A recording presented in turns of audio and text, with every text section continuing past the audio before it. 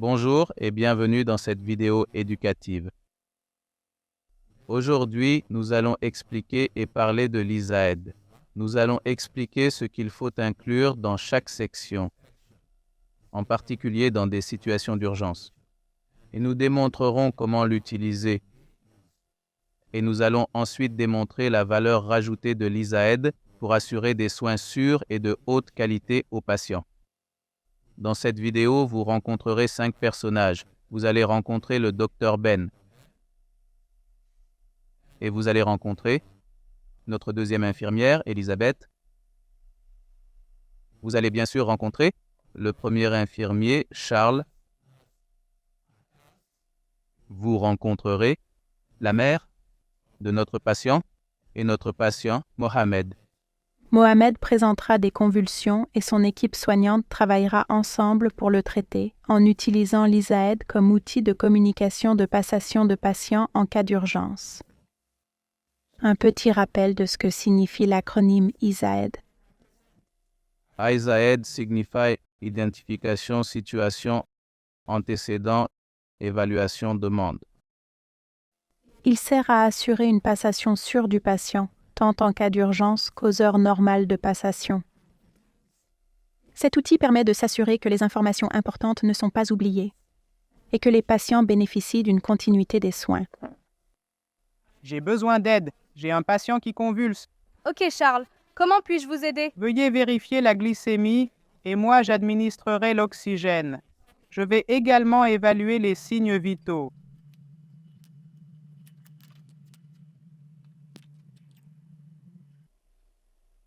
Ok, la glycémie est de 54 mg par décilitre. Ok, voudriez-vous bien préparer la glucose pour l'administrer? Je vais appeler le médecin.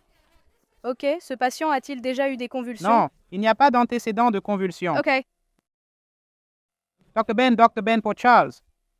Docteur Ben, à l'écoute. Oui, bonjour Dr. Ben. C'est l'infirmier Charles qui vous appelle de l'unité de soins intensifs. Je vous appelle au sujet du patient Muhammad Korok, Li5. Sa date de naissance, 8 octobre 2020. Puisque l'infirmier appelle, il doit commencer par s'identifier en tant qu'infirmier et préciser de quel service il s'agit. Il décrit ensuite l'identité du patient, en utilisant son nom complet, car de nombreux patients ont des noms similaires, le lieu où il se trouve et son âge ou sa date de naissance. Ceci permet de préciser au médecin de qui il s'agit. D'accord, j'ai compris à qui vous vous référez. Continuez. Il a commencé à convulser à 10h22, il y a donc 3 minutes. Il a été admis il y a 24 heures pour un paludisme et une malnutrition aiguë sévère. Il pèse 8 kilos. Seules les informations les plus importantes sont transmises au médecin. Dans cette situation, le médecin a besoin de savoir ce qui se passe avec le patient, son poids et le diagnostic. Pas d'antécédent de convulsion. Ce matin à 8 heures, son hémoglobine était de 12 grammes par décilitre et sa glycémie de 84 mg par décilitre. Les signes vitaux sont restés stables pendant la nuit et il est resté affébrile. L'infirmier explique au médecin ce qu'il doit savoir sur le patient pour faire face à l'urgence. Pour ce patient, il s'agit d'éventuelles convulsions antérieures, les résultats de laboratoire et de l'évolution des signes vitaux. Il reçoit 5 litres d'oxygène à l'aide d'un masque normal. Sa glycémie est de 54 grammes par décilitre. La fréquence cardiaque est de 132 et la respiration est difficile à mesurer pour l'instant, mais il respire. La saturation en oxygène n'est pas lisible en raison des convulsions, mais il n'y a pas de signe de cyanose et pas de fièvre. Sa température auxiliaire est de 36,7. L'infirmier doit transmettre les résultats les plus importants de l'évaluation. Pour ce patient, il s'agit du fait qu'il a encore des convulsions, qu'il reçoit de l'oxygène, de sa glycémie actuelle et de ses signes vitaux.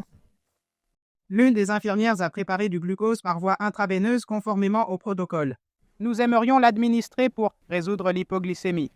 Nous pensons également au diazépam, mais nous avons besoin d'une ordonnance. Voulez-vous venir voir le patient avant l'administration? L'infirmier demande spécifiquement pour un médicament ou un traitement, ainsi que l'heure à laquelle le médecin peut venir voir le patient. D'accord, la personne a donc des convulsions depuis 4 minutes. A-t-il une perfusion? Oui, il en a une. D'accord, c'est bien. Administrez 2 ml de dextrose par kilo, soit 16 ml. Sur 2 à 3 minutes, intraveineux, comme vous l'avez mentionné, et voyons comment il réagit. Je suis en route. Préparez du diazépam à 0,3 mg par kilo au cas où il n'y aurait pas de changement dans son état après l'administration de glucose. Vous dites qu'il pèse 8 kg, n'est-ce pas? Oui, c'est exact. Veuillez préparer 2,4 mg de diazépam intraveineuse, mais ne l'administrez pas avant 5 minutes et seulement s'il n'y a pas de changement après l'administration de glucose. Nous administrerons 16 ml de dextrose 10% et préparerons 2,4 mg de diazépam intraveineuse, mais nous attendrons de voir si son état s'améliore après le dextrose ou après 5 minutes de convulsion. Quand arriverez-vous?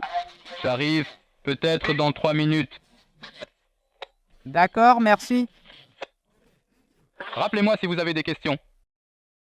N'oubliez pas que l'ISAID est un outil créé pour améliorer la passation des patients et pour s'assurer que les membres de l'équipe ne manquent pas d'informations essentielles. Ce n'est qu'un exemple de la manière dont l'ISAID peut être utilisé. Il n'est pas parfait, mais nous faisons tous de notre mieux, tout comme vous. Cela peut prendre du temps et il se peut que vous vous sentiez un peu lent au début. Mais avec la pratique, il a été prouvé que cet outil améliore la sécurité des patients, diminue les résultats négatifs et prévient les erreurs. Merci.